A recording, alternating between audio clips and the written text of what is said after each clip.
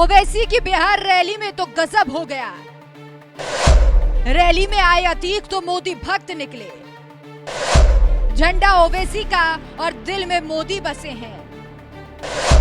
कौन है ये शख्स जिसने बीजेपी की तारीफ कर दी? आप लोगों को कौन सी पार्टी से है सबसे ज्यादा? सबसे ज्यादा हमको बीजेपी है। हैदराबाद के सांसद असदुद्दीन ओवैसी जहां खुद हैदराबाद से चुनाव ही लड़ रहे हैं, तो वहीं बिहार में भी अपनी पार्टी AIMIM को चुनाव लड़ाने में जुटे हुए हैं। खासकर मुस्लिम बहुल सीट माने जाने वाली किशनगंज में ओवैसी की पार्टी बड़ी ही मजबूती के साथ लड़ रही है, जहां से बिहार AIMIM के अध्यक्ष अख्तरुल ईमान चुनाव मैदान में उतरे हैं, जिनके लिए कुछ ही दिनों पहले खुद ओवैसी चुनाव प्रचार करने गए थे, जहां भारी संख्या में उनके समर्थक भी आए हुए थे। तो वहीं एक समर्थक तो ऐसा निकला जो ओवैसी की पतंग के रंग में रंगा हुआ था, लेकिन उसकी जुबान से बीजेपी की तारीफ फूट रही थी। मुस्लिमों के नाम पर राजनीति करने वाले असदुद्दीन ओवैसी ये बात अच्छी तरह से जानते हैं कि बिहार की किशनगंज लोकसभा क्षेत्र में अच्छा खासा मुस्लिम वोट बैंक है। इसलिए इस सीट से 2019 में अख्तरुल ईमान को चुनाव लड़ाया था, जिन्हें करीब 3 लाख वोट भी मिले थे। यही वजह है कि इस बार भी ओवैसी किशनगंज से अख्तरुल ईमान को चुनाव लड़ा रहे हैं, जिनके लिए खुद अप्रैल में चुनाव प्रचार करने भी गए थे, जहां उनकी रैली में अतीकुर रहमान नाम के एक व्यक्ति भी शामिल होने के लिए आए थे, वो भी सिर पर ओवैसी की पार्टी के झंडे वाली टोपी लगाकर। इसी दौरान जब द राजधर्म के पत्रकार ने ओवैसी का नाम लेकर अतीकुर रहमान से सवाल दागना शुरू किया, तो बेचारे अतीकुर रहमान धड़ाधड़ बीजेपी की तारीफ करने लगे। आप खुद सुनिए।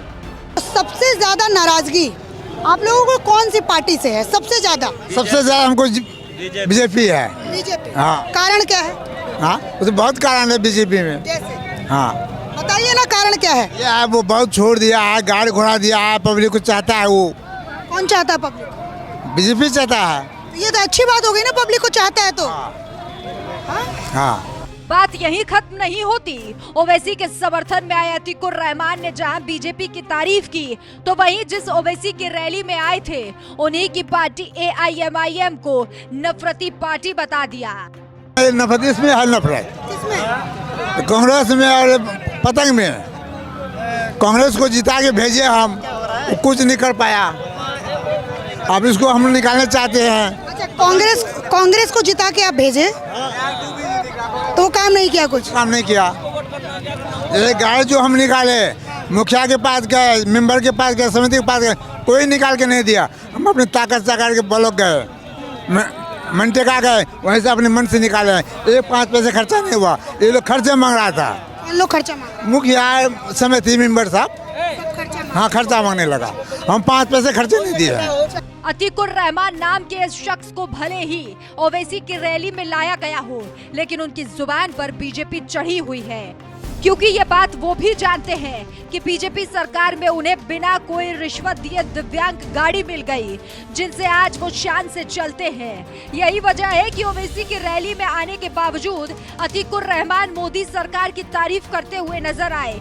इसी बात से आप समझ सकते हैं कि जहां एक तरफ ओवैसी जैसे नेता मोदी के नाम पर मुसलमानों को डराने में लगे हैं, तो वहीं दूसरी तरफ PM नरेंद्र मोदी सरकारी योजनाओं का लाभ पहुंचाकर मुस्लिमों को अपने पाले में करने में जुटे हुए हैं।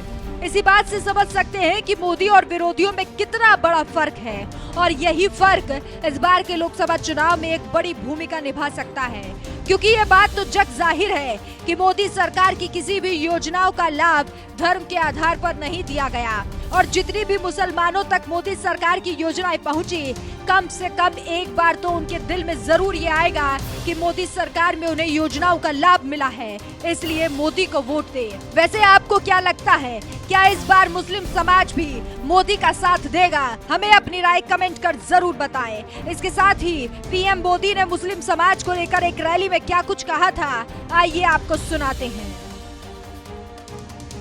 ये वोट बैंक की राजनीति करने वालों ने हमारे जो पसमंदा मुसलमान भाई बहन हैं, उनका तो जीना भी मुश्किल करके रखा हुआ है। वो तो तबाह हो गए, उनको कोई फायदा नहीं मिला है। वे कष्ट में गुजारा करते हैं, उनकी आवाज सुनने के लिए कोई तैयार नहीं है। उनके ही धर्म के एक वर्ग ने पसमंदा मुसलमानों का इतना शोषण किया है, लेकिन इसके ऊपर कभी देश में चर्चा नहीं हुई। जो पसमंदा मुसलमान है, उन्हें आज भी बराबरी का हक नहीं मिलता। उन्हें नीचा और अछूत समझा जाता है। इसी समाज में मैं मुसलमान समाज की बात कर रहा हूं। मुसलमान भाइयों में जो हमारे पसमंदा भाई बहन हैं, जो पिछड़े हुए हैं, मैं उनकी बात करता हूं। पसमंदा मुसलमान मोची होते हैं, भिस्ती होते हैं, जोगी होते हैं, लाल बेंगी होते हैं, भटियारा होते हैं, मिरासी होते हैं, डफाली होते हैं, मुकेरी होते हैं, मदारी होते हैं, जुलाहा होते हैं, लंबाई होते हैं, बेदा होते हैं, बामणिया भी होते हैं, छिया होते हैं, लहरी होते हैं, हल्दर होते हैं, सिकदर होते हैं। कितनी ही जातियां,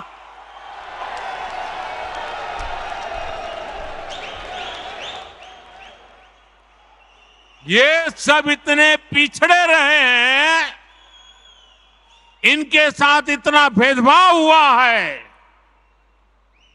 भाइयों बहनों, इस भेदभाव का नुकसान उनकी कई पीढ़ियों को भुगतना पड़ा, लेकिन भाजपा देश के हर नागरिक के लिए सबका साथ सबका विकास की भावना से काम कर रही है। आयुष्मान भारत योजना ने उन्हें भी स्वास्थ्य सुविधा का हक दिया है।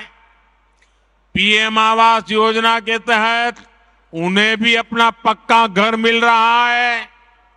बीजेपी के कार्यकर्ता जब इन तथ्यों और तर्कों के साथ मुसलमान भाई बहनों के पास जाएंगे तो उन्हें ज्यादा बेहतर तरीके से समझाएंगे और उनका भ्रम भी दूर होगा। और इसलिए आपने जो सवाल मुझे बहन जी पूछा है, बड़े विश्वास के साथ जाइए और उनके सुख दुख दूर करने में, उनकी कठिनाइयों को दूर करने में एक कार्यकर्ता के नाते समानता का भाव से आप प्रयास कीजिए। जरूर वो आपकी बात मानेंगे, समझेंगे भी।